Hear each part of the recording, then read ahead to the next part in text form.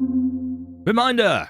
You can head to demajen.co.uk to check out an alphabetized list of all of the games that I have made maps for, both release maps and a handful of early access maps that are work in progress. Some of these maps have got paid versions on the coffee.com store. Many of them are completely free.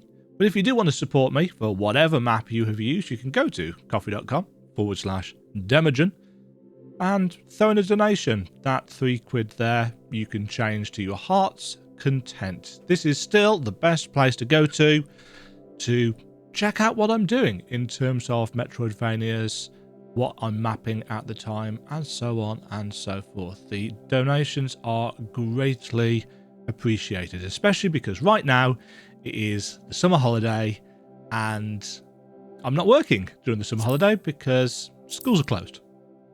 So, onwards to today's map. Xanthiom Zero has a fairly robust in-game map system. It's fine. Arguably, it is a game that doesn't need a map guide. It has markers for items that you have found. They show up as little green dots. There are upgrades that you can get that show uncollected items all the way around the game. There are items that you can get that show fake walls when you are in the room, and so on and so forth. So realistically, the map that I've put together, which isn't this, by the way, this is just the rough document that I took screenshots for from the actual game. There's not a huge actual amount of use for this, but I put one together anyway because I had the itch to map a Metroidvania game, and because this is already fairly comprehensive, I went a different route. What we have here, friends across the internet, Metroidvania fans, is the sprite version of the map. Now, Xanthiom Zero is made with Game Maker Studio 2, and one of the many tools that I have for fiddling around with video games is something that lets me open the various files for Game Maker Studio 2 games. Does it always work? No. It works probably 15 to 20% of the time, but once I discovered that this one actually does work, then I thought, I can do something a little bit different with this one. So what we have got here is the game. Each of the 5 zones in the game is set up as a single room. So with some jigging about, I've managed to get all of the maps. It doesn't have the backgrounds, which I thought made it a little bit trickier to see. It didn't have any of the health and save stations and so on and so forth, nor did it have any of the grip points or the breakable blocks or basically anything placeable on the maps. It was literally just the background and things that you could walk on. So I've been through, and because I'm insane, I've added all that back in by hand. So I've gone through and I've added in all of the destructible blocks. I've added in all of the spiky grass that kills you, because that doesn't show up in the room layout unless I use a very specific setup which made it look really, really ugly. The one thing that does make this map unfortunately look a little bit ugly is the rooms. These are actually just the camera zones. Each of these big zones is, as I said, a single room, but they're broken up into smaller quote-unquote rooms, which you go through in a normal Metroid-like fashion. And each of those rooms is denoted by a camera zone. Without these zones on, the map is actually really confusing to read. As I was going through, I was actually struggling myself, despite the fact that I was going through it at the time. It's quite challenging to read. So I've taken those zones and I've cleaned them up a bit, but not a lot, as you can tell from the slightly thicker lines in places. I've cleaned them up and I have added them just so that you've got a rough idea of how these larger zones are broken up into individual rooms. Realistically, in the actual game, each of the game screens has got kind of a nice greeny border. It's kind of that colour, mustardy colour. But that's not how I created these maps. And short of going in and painstakingly drawing the borders out, which would take hours, this was my next best alternative. So it's there to help, but it does kind of mess with the aesthetic, I think, a little bit. But we've got all 5 zones marked on.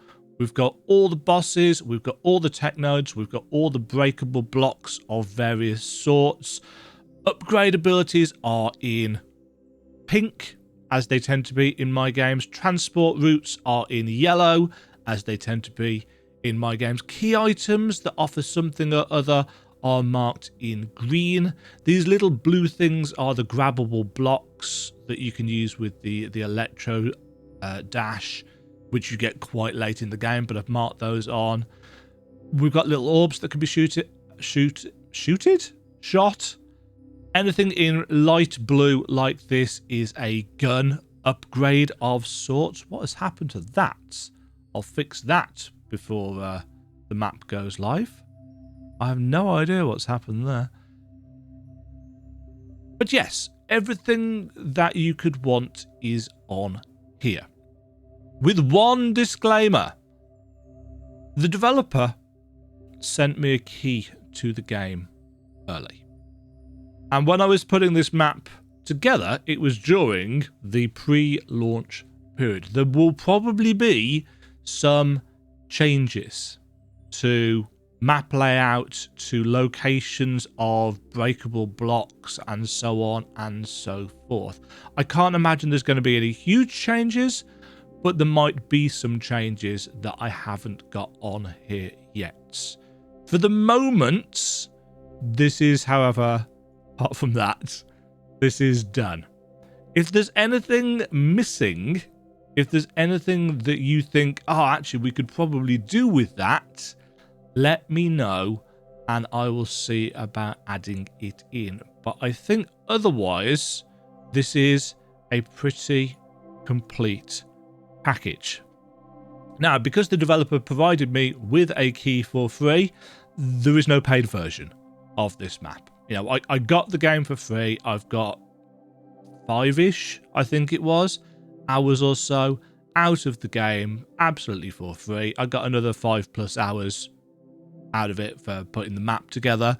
So if you want to support, you can just go to the coffee.com page and toss me £1 or so for that, but there won't be a paid version of this map, just because I don't think that's, you know, very fair, profiting off essentially a freebie. And it's a fun freebie. I don't think I've actually said much about the game itself. The game is fun. It's not super long, but as you can tell from just looking over the map, it's quite dense. There's a lot of different gun power-ups, and you can combine them in really interesting ways.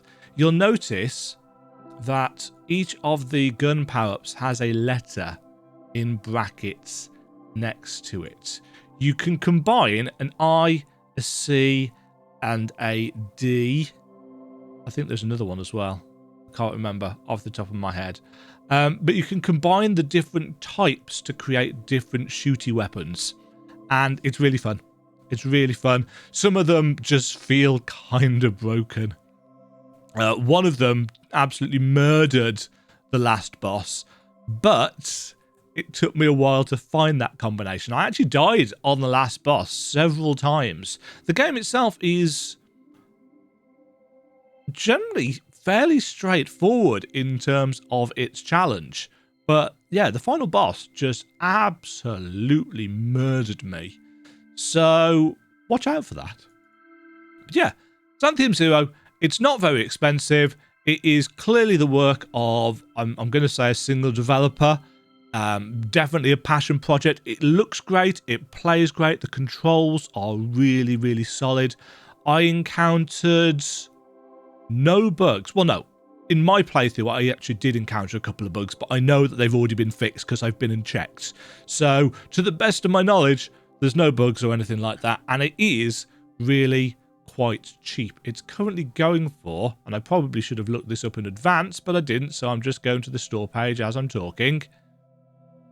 It is retailing for £4.29, or, until the 4th of August, £3.43. It is absolutely worth the full price, let alone the 20% off. For 5 hours of really solid Metroidvania, I mean, realistically, Metroid-like gameplay, this is a good time. Also, there is a hard mode version, and there's an extra mode version where the game has modifiers, and you can select a variety of modifiers to add more challenge to the game. I haven't tried that. I don't know whether they changed the map layout or anything. There aren't a huge number of achievements in the game, but that's not necessarily what everybody wants. But I recommend Xanthiom Zero as a kind of budget Metroid-like experience with some fun features and some cool gameplay. And I imagine on the harder difficulties, there's probably a fair chunk of challenge as well. I simply played it on easy just to see what it was like. I didn't know that it was going to absorb an entire day. I will have a video. I've got a full playthrough of the game recorded. I will possibly release that video, but keep in mind that that was the early key experience, and the couple of bugs that I found are present in that, but they have been fixed already. So Xanthiom Zero, recommendation, cool map, cool game, support the developer, and if this is a good map for you, support me as well. Thank you very much for watching. Have a great day. Cheerio. Thank you very much for watching. If you enjoyed the video, why not click the like button and consider subscribing. Remember, you can ring the bell notification icon to get notified when new videos go live. And until next time, cheerio.